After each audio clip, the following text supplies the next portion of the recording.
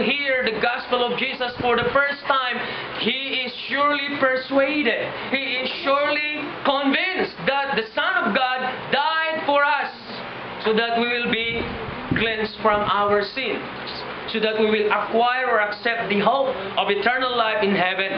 Everybody really have that kind of response or reaction. Kahit sinong tao pag narinig niya yung Ebanghelyo tungkol sa ating Panginoong Hesukristo, natitinag ang kanilang damdamin.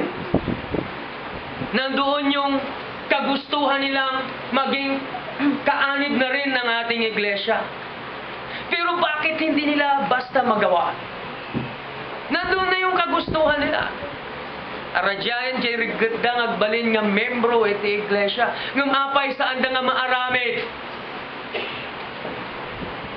Gamin, kunada dito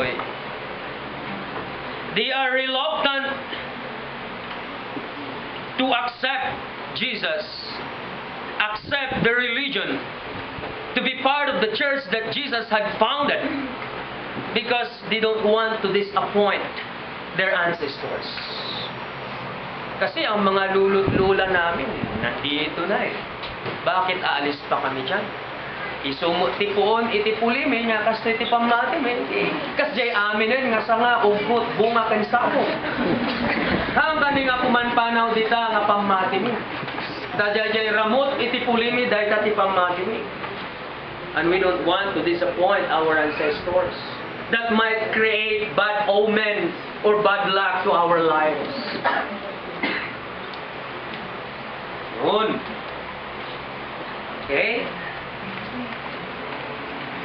Parang kinuha nila yung faith of our fathers in its literal sense. Kung ano yung paniniwala ng tatay ko, parang ganun yung pagkaintindi nila. Iyon na rin ang paniniwala ko. Pag mayroon akong mga anak later on, kung ano yung paniniwala ko, nagaling sa paniniwala ng tatay ko, yun din ang dapat na paniniwala nila. But what did Christ say? In the book of Matthew chapter 10 verses 37 to 38.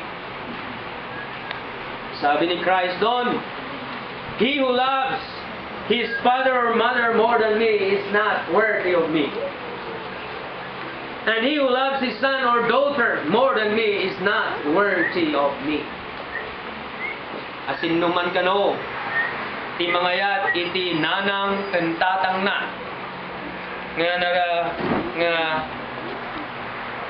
nalablabos pa, ijay panagayat ng kini Kristo, aan nga maikari kini Kristo. Sinuman ti mga ipatag, kan mga